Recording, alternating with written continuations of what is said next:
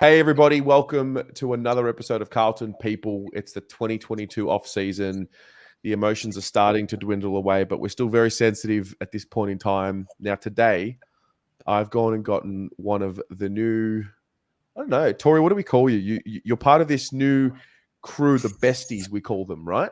We do call us the besties, yeah. I'd say besties works. Okay. Well, Tori, you're a star. We've come into paths. We've crossed paths this year online, and it's a pleasure to have you. Welcome to Carlton People. Thank you. It's good to be here. Yeah. Well, why don't we start as we always do? I want to know from you, how did you become a Carlton supporter? What's your story? This is as simple as they come. I was born into a Carlton family, didn't have a choice, got told if I wanted to support someone else, you'd have to find someone else to live. So I thought, you know what, Carlton sounds great. We'll go with that. So here I am.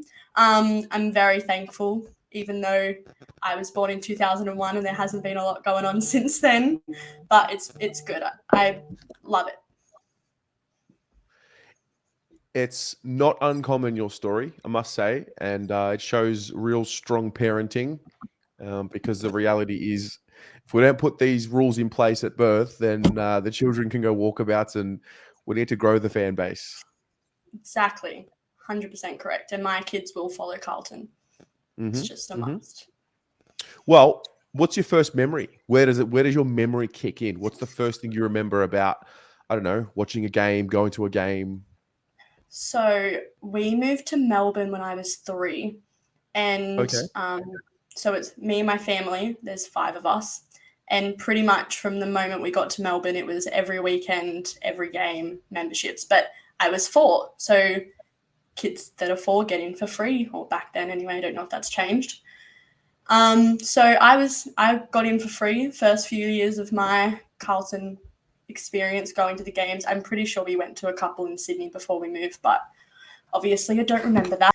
And then I started to grow, so they kind of had to stop that. I think the first real memory of following and going to games and stuff is when we were picking what number to put on the back of our jerseys.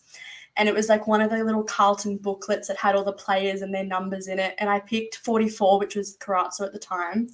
And I said, this is who I want. And Mum goes, I'm not buying 2 numbers. You get 1. So 4 was the next best thing because for some reason. So it was Bryce Gibbs and that went on my jersey. And it had been up until I didn't fit into that jersey anymore. So that's probably first memory, 4-year-old. Picking what number. So was Carazzo your favorite player or was Bryce Gibbs your favorite player? Bryce Gibbs. I loved Carazzo, but I didn't know much about the players when I was 4, so I literally just looked at all their pictures and picked which one I liked the best at that stage. Yeah. Well, that was a really interesting time. I remember that really clearly. I remember, so the year before we drafted Murph, and that was my kind of I guess what the younger generation today have with maybe Sam Walsh, number 1 draft pick midfielder, so that was me back then. I was like, all right, that's my boy. I'm sticking with him. Did you follow Bryce Gibbs more than all the others, or was it something that just was there from the beginning and sort of dwindled away as you grew your love? I think I was Bryce Gibbs all the way. My sister was a big Mark Murphy fan. She was probably like how I am now at my age, a little bit younger. It took me a while to get into the real passionate stuff until I kind of understood what was actually going on and what was happening. But no, it's Bryce Gibbs all the way. We'd go in family days and meet them all, and I'd have a couple photos to show of that, which we've seen. But yeah, it was Bryce Gibbs, and when he left, I was pretty upset. I cried the last game he played because I was not okay. When was the first time you remember going to a game? Oh, when I was 5. Okay. When I was little, it was that. If I go way back, I don't know if sitting and watching the game, but I can think of we were going into the game, and it's like if anyone asks, you're still 4. It's okay. Kind of go in.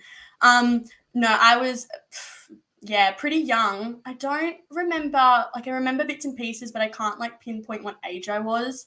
A really big game, there's a couple of stories I can tell, but a really big game that stood out for me, there was a Carlton Port Adelaide game in Adelaide, and we had gone down to see some family, and I'm sitting there with my cousin, who's a Port Adelaide supporter, and somehow by the end of the game, she was a Carlton supporter because we had come back from 40 points or something. And I remember that so vividly. It's probably one of the best moments I've probably been a part of. Other than that, I had this thing I would do, like whenever an opposition team was going for goal, I'd scream out, miss it. When everyone's silent, that bit where they take their first couple steps. This was a thing I did. I say I did. I still do it, to be honest. But my little squeaky, high-pitched voice would do it. There was a Richmond game that I did it, and 7 or 8 times in a row, Richmond missed, and the supporters around me were filthy. This little 6-year-old screaming out, miss it, and they've missed every single one. So they're probably some fondest memories. And then obviously I was at the 2013 elimination final, and that's back in Melbourne days. That's probably the most I can remember of greatness. Yeah, well, I was going to say, I mean, haven't seen much success. What I'm assuming that 2011 and 2013, those finals are the real high points. What are some of the other? Are there any like random games or random memories that just stick with you more than what you thought they might have? Not really random games. I was at the game where Buddy kicked 100. That game still pains me, and Fev not kicking 100, and just happens that we went to the Sydney game where Buddy kicked 1,000. So having to witness that twice was pretty cool and bring back a lot of memories. But I don't know. We went to every week, so it's hard to pinpoint specific ones, if that makes sense. But I probably went through a stage between I'm going to say when I was 11 to 13, which I probably wasn't as involved because I was a little teenager and didn't want to care as much as I used to. But we moved here in 2015. So after that, and I kind of we've watched every game every week on TV. Obviously went lucky, and I say lucky, but lucky when COVID hit, we got 3 games in a row up here that we got to go see. But I've never been as passionate as probably am now. Well, why is that? What happened? How did you stick and become so passionate knowing that you hadn't seen much success? I think my sister was always the top passionate because she was the eldest. She was always, her and dad would talk about it because she was at that age where you could kind of they were more into it than say I was when I was little. I think once we moved here, I really started to get into it. Other than, I would say I really blocked out 2018. You could ask me about any of those games and I won't remember a single one of them. But no, me and my sisters moved out, actually. I'm going to say that was probably the point. And it was just me and dad who would sit there, and mum if she was home, and watch every game. And I just started getting more into it, kind of watching it with him and getting a little bit more passionate and screaming at the TV and screaming at the umpires and understanding the game a bit more, like why players play in what positions they play in and this, that, and the other. And it took me a while, although I've always been a supporter, to actually take the notice of they're not all just running around on the field for nothing, trying to kick goals. But yeah, watching it this year's probably been next level. One, Twitter has had a major difference in how I watch the games, as well as me and dad did a little super coach between the two, which was my first year doing a super coach team, and I beat him. So crowning that one off for a win. But I think even just being a supporter of AFL as a whole the past few years, rather than just a Carlton supporter, has had a major change on how I view the game and how I watch. Yeah. Well, a lot has changed in a short amount of time. It's kind of really rapidly evolved and advanced. I mean, I remember life before the iPhone. So I remember life going to the footy and not having my phone, checking whatever, Twitter or fantasy scores or whatever. So like I remember that really clearly, and now obviously I can't imagine life without it. So what's your viewing experience like during a game? Because like you said, like you've got Twitter now, you've got this like this extra screen. So and you're Yeah. very much in a new generation now. What's the experience like for you? I'm going to start when I was little and I didn't have that, but my sisters did. And my sister would literally sit there at the games with headphones in listening to music while she watched the game. And I hated that. Like, I'm like, you're here, watch the damn game. Being, it's hard. I'm a phone. We won't look at my screen time, but I'm on my phone a lot. Anyone Are that you follows just? anyone that follows me on Twitter knows I'm on my phone a lot. If you talk to me, you know I'm on my phone a lot. I've found a very good way to multitask. And although I've had Twitter for a little bit, being on Carlton Twitter is a different breed of people. No, I find it's better. I like it more because I interact with people and it's not just me and my dad or me and my family. It's me and thousands of other Carlton supporters being able to talk to each other and enjoy the game together. And yeah, I think, and shout out Jasmina, she'll love me for this, but she pretty much brought me together with a few other girls and now a lot of Twitter as well. And I'm so thankful because I've gotten to enjoy this year with some really, really, really amazing people. Yeah, no, look, it's a good point. I think, like my observation this year in particular, I think will go down in the, I don't know, Carlton community history books, we'll call it. I think this is the first year that the girlies really started to emerge. And I was like, I've started to identify who they are. Like, I see you guys, see you all on Twitter. I see you around. I moved away from Facebook years ago, so maybe you were there all along. But it's been pretty cool to see. And the reality is, like, you don't live in Victoria. You don't all live together, but you all have this bond. It's actually really cool to see. And I think the emergence of women, not only as fans, but if you even go into the league, you've got the AFLW now. We've just started season 7. Like, things have really evolved from where they were 10 years ago. Yeah, it has. It's crazy.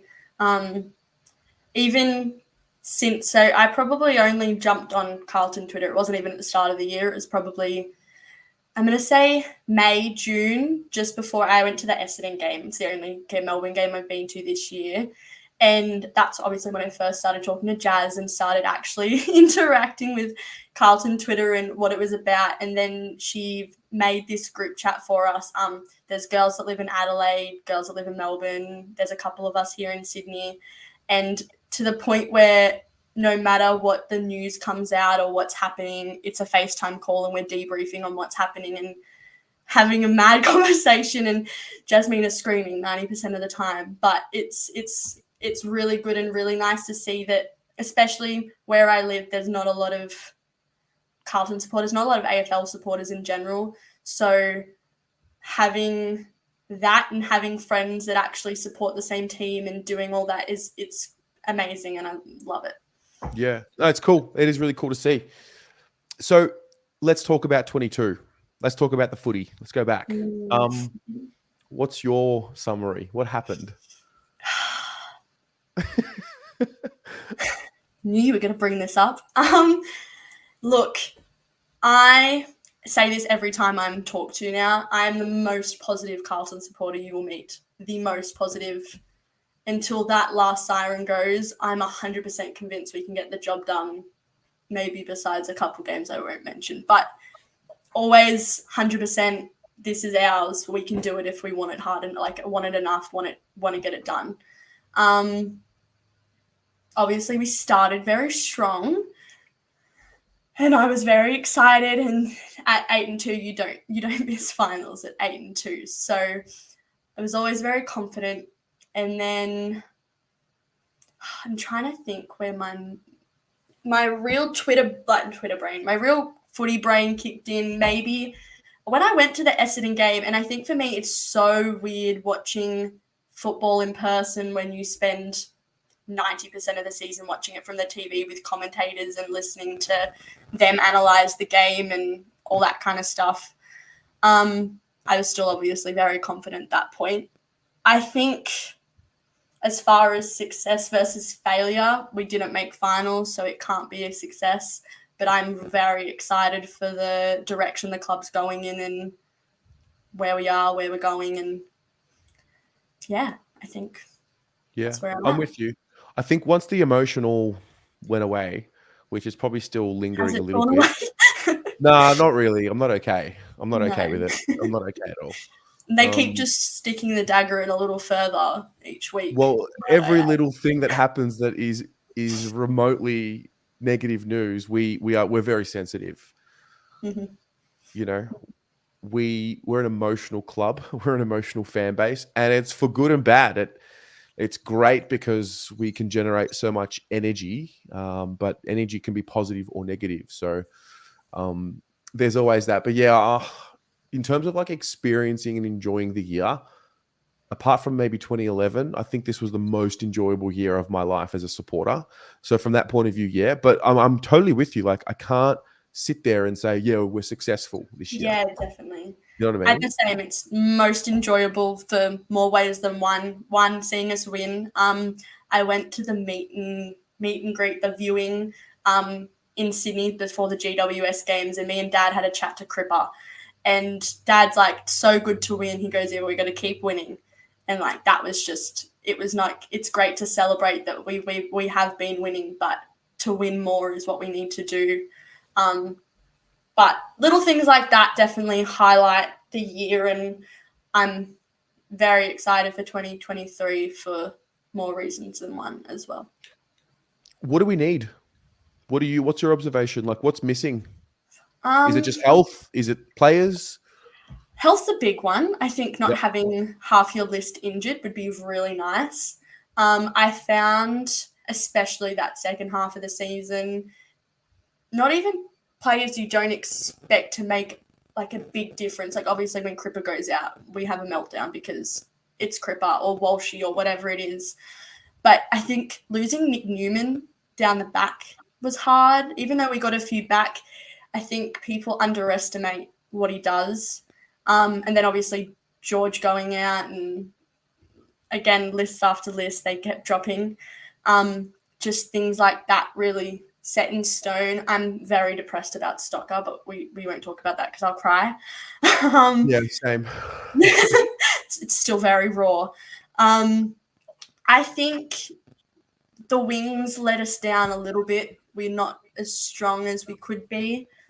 Cots and Lob, I'm extremely proud of because I'm a big believer in letting them get a run and showing us what they can do. And I think they both really got to do that this year. Yeah, just that. I think the forwards are great if they convert, but obviously if they don't convert, I'm not very happy. But I can't sit here and judge because I can't kick a football any better. Of course. No, of course. Yeah, like I remember after the Collingwood game, I'm like, Charlie, why'd you play on? Now, obviously, he's the Coleman medalist. There's a reason why he's in the position that he is. I keep getting told that one. Why did he play on? Why did he play on if he only took 1 second? If you look at every other game he's played and done a snap around the corner, he has played on every single time. And 90 times out of 100, he kicked, well, not 90, obviously he didn't kick 90 goals, but 9 out of 10 times he would kick that on the run, snapshot, play on. And that stresses me out for the one time he needed to do it and he didn't. But I can't, yeah. Of course. Of the playing group that you see now and what you've seen from this year, who are the ones that you put your eye on? You say, okay, maybe not now, but in a couple of years, this one's going to be a real special player. I think Motts and Durden, the little powerhouses that they are going to be our stars in the coming years. I know Durden had a lot of work with Eddie that he did when Eddie was still at the club. Motts just has that star power that you just know when this guy's gotten a couple pre-seasons and games under his belt, he's going to be unreal. I think obviously still up in the air, but I think Setterfield getting a proper run at it, I think he has a lot more to offer and show than what people think or what people want to say. They all seem to jump on the bandwagon as soon as he was chucked in the middle. And I'm a big Paddy Dow fan, but if he doesn't get a run, then you just don't see, and he's going to go to another club if he does and thrive if that ends up happening, and I just know it will. So it makes me sad, but I think people need to have a little bit more trust in what our players can do and the depth that we have. Love that. Yeah. What about the AFLW? Do you get into that? I hadn't previous years, a little bit now. I watched the game the other day. They're looking good. I don't know why I wasn't hopeful against Essendon, but they showed up and I was heart rate at 120, almost wanting to scream with that 40 seconds to go again, just how Carlton love to do for me. But no, I'm getting into it. I'm really starting to enjoy it. The games. Yeah. They all little legends. Mm-hmm. On a high level, how do you we talked about, the emergence of the girls, the voices. I've started to notice it even on fan cams, even just in live streams. Do you feel like the wheel's turning? Do you feel like things are evolving? Yeah. I think what's crazy to me, and yes, definitely I think this is all going in a space, and I love seeing girls get out there and have a thing. And obviously most people would have seen the hot girl Twitter thing going around that people think we've started, but it is a thing that already exists. Stuff like that and people getting involved. But the amount of messages I've had off Twitter or on Twitter of people who don't even support our club saying Carlton Twitter is the most wholesome place and you girls are doing things that other clubs don't have, makes us real excited. Yeah. No, look, it's cool. I think at the end of the day, the internet is the platform for everyone to get involved.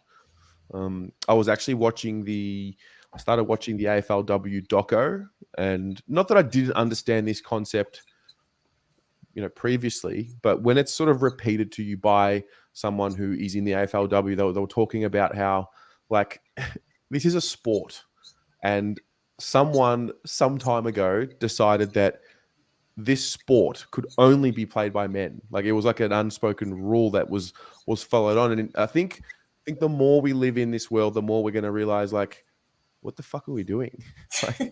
What are we doing? It's the most obvious way to grow the game. Allow more people to play it. Always found that fascinating. It really struck a chord with me, and I think it kind of goes along with fans as well. I've seen the notions out there. We're an evolving species. We've come from a long way back, and I'm sure you can understand what I'm trying to get at. But to see sort of you're always going to have pockets of the internet that don't embrace, but I think for the most part, it's been a real embrace of the girls in the community. I think it should get stronger and stronger, and I think it's the only way that we can truly, have a united front. Yeah, no, I 100% agree. With saying that and the girls' game being played and things like that, obviously where I live, there isn't a lot of AFL. There's not a lot of AFL supporters. There's not a lot of grounds. There's not many people who play. And pretty much up until this year, I knew there was 2 teams in my whole area, which I live in a built-up area. I live in Wollongong. 2 teams. That was it, both men's. We actually have a field not far from our house. It's also next to the dog park, so we go there quite often.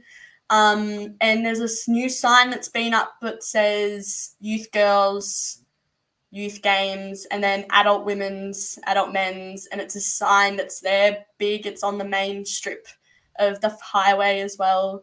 And it made me smile because I thought, great, they're actually doing something about it and trying to change the way that's footy's seen in the area.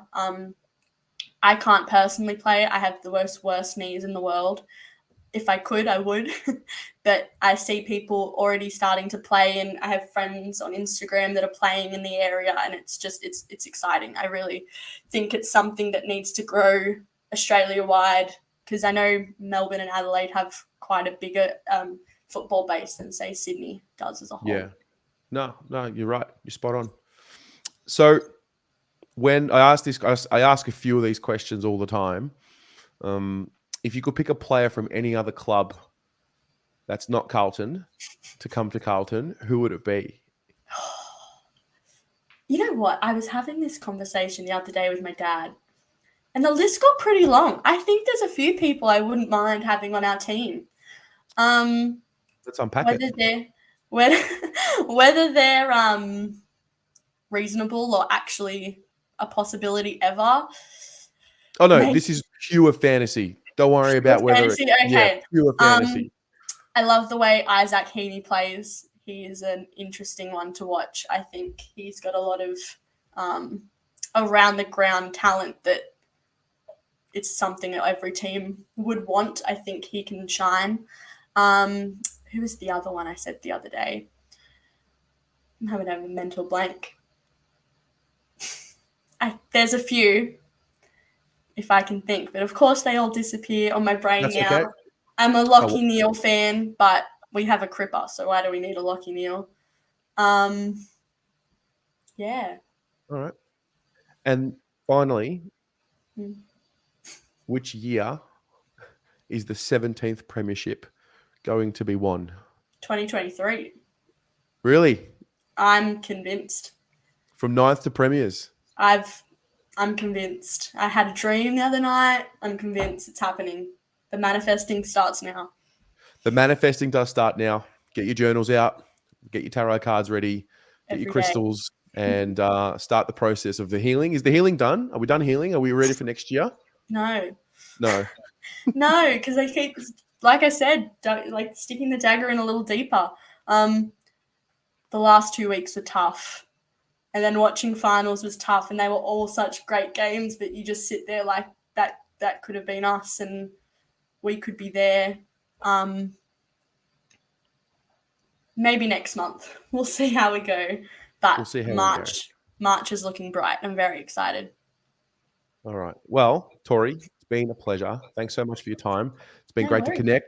We've never met in person, but I feel like you're part of the extended family already. And yeah, wish you all the best, and we'll be in touch. We will. Have a great night. Go Blues. Go Blues.